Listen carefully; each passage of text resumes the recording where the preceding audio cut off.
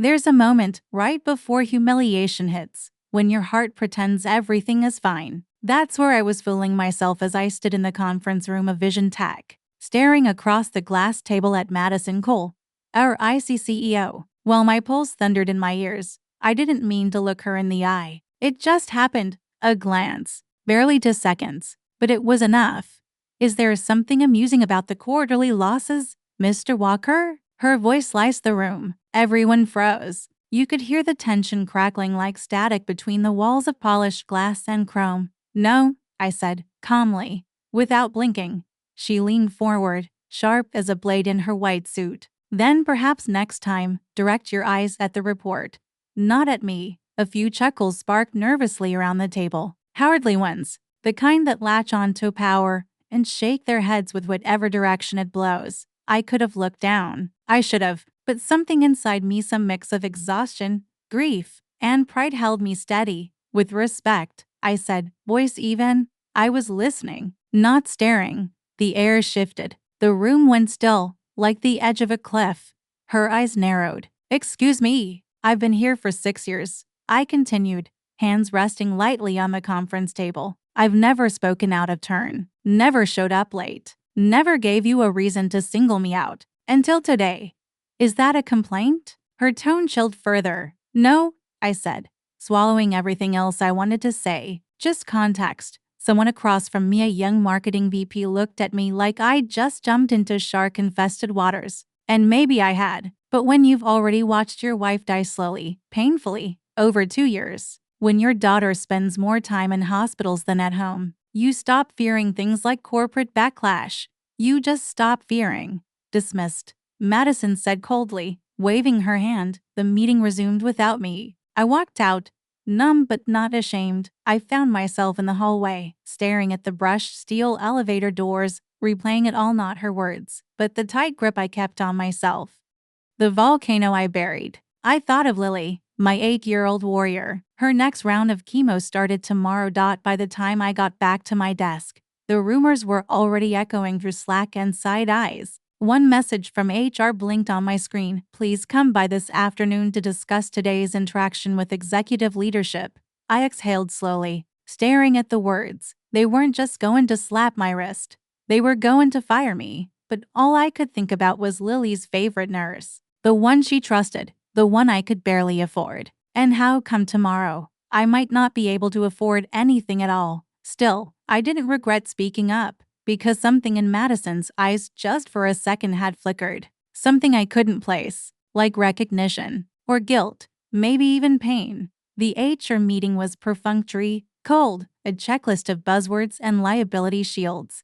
We just want to ensure everyone feels safe and respected. Mr. Walker, I nodded through the scripted formalities, but the truth hung unspoken. I had embarrassed Madison Cole, and now I was being pushed out quietly, legally, permanently. The timing couldn't have been worse. Lily's health insurance was through Vision Tech, and her next treatment cycle was tomorrow morning. I was barely holding it together as it was juggling my workload, hospital visits, and the constant, gnawing fear that the next scan would bring worse news.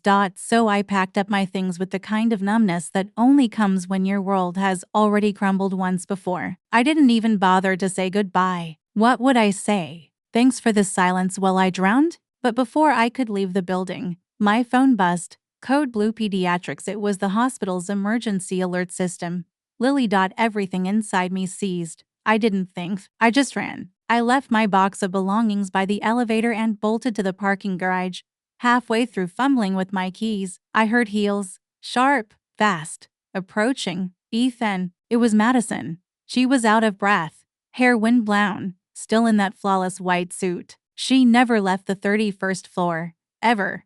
What happened? She asked, eyes darting between my face and the phone clutched in my hand. It's Lily, I said, barely able to form the words. She crashed. I need to go. Her face shifted. For the first time, she didn't look powerful. She looked haunted. Come on, she said, already turning. My car's faster. I didn't argue. We drove in silence, the hum of the engine swallowed by the weight between us. She kept glancing at me like she was trying to say something, but didn't know how. When we reached the hospital, I jumped out before the car even stopped. sprinting through the sliding doors. Madison followed. I don't know why she stayed. She didn't have to, but she did. Inside the ICU, machines beeped in chaotic rhythm. Nurses moved with grim precision. I was told to wait. And Madison Cole, CEO, terror of boardrooms, sat beside me in those hard plastic chairs, hands folded tightly in her lap, staring ahead like she wasn't sure which version of herself she was supposed to be. I had a son, she said suddenly, voice barely audible. I turned to her, 7 years ago, born at 26 weeks. He didn't make it. I didn't speak. I just listened. I was engaged once. She continued. The miscarriage broke everything. I buried it under work, promotions, power. I looked at her, and for the first time, I didn't see the woman who humiliated me. I saw someone who knew loss, real loss, the kind that rewires you. She was silent for a moment, then asked quietly, what's Lily like? I swallowed hard. Stronger than me. Loves drawing. She has this stuffed doll named Kip she's had since she was 3. Calls him her adventure captain. A nurse approached. You can see her now. She's stable. Relief flooded me so fast I almost collapsed. Madison stood too, but didn't follow. I turned to her. Come meet her, I said. Her expression faltered, like I'd handed her something fragile. And she nodded. Inside, Lily was pale, hooked to machines, but conscious. She smiled weakly when she saw me. Daddy, she whispered. You came fast. I kissed her forehead. Of course I did. Lily's eyes shifted to Madison.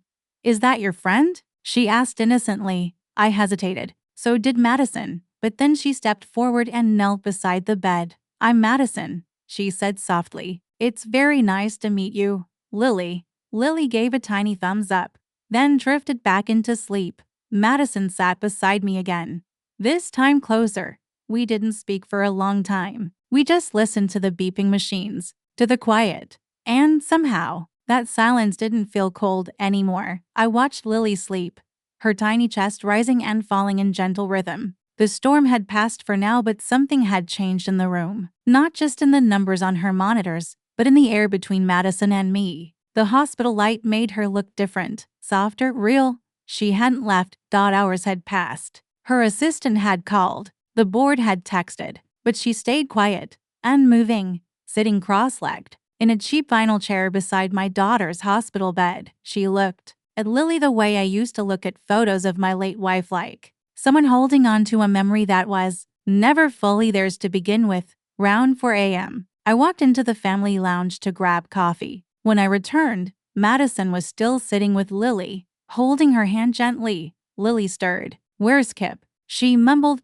Madison scanned the room, spotted the stuffed owl on the floor, and picked it up carefully. Adventure Captain Kip, reporting for duty, she said, placing it beside Lily with a small smile. Lily giggled. It was faint, but real. That was when I knew whatever wall Madison had built around herself, the one made of boardrooms, titles, and locked expressions, Lily had cracked it. Not with logic, not with strategy, but with something far more dangerous to someone like Madison. Innocence. Later, in the hallway, I said, you didn't have to stay. I know, she said. I didn't plan to, but you did. I didn't know how to leave, she admitted. I think I forgot what it felt like to care about someone who needed me. We stood in silence for a while, leaning against the window that overlooked the city. The skyline looked different when you were this tired, less intimidating, more honest.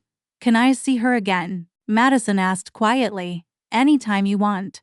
She looked at me with something close to disbelief. Why are you being kind to me? Because she likes you, I said, nodding toward Lily's room. And that kid's a damn good judge of character. Madison blinked fast. Maybe it was exhaustion. Maybe it was something deeper. She didn't answer. She didn't need to. That morning, we drove back to my place to grab some clothes for Lily. Madison offered. Said she'd wait in the car, but she didn't. She came inside. She saw the photo of my wife and Lily on the mantel. She saw the mess of coloring books and hospital paperwork, the oxygen tank tucked in the corner, the life we were barely holding together. She didn't flinch. She picked up a drawing Lily had made of 3 people holding hands under a crooked rainbow.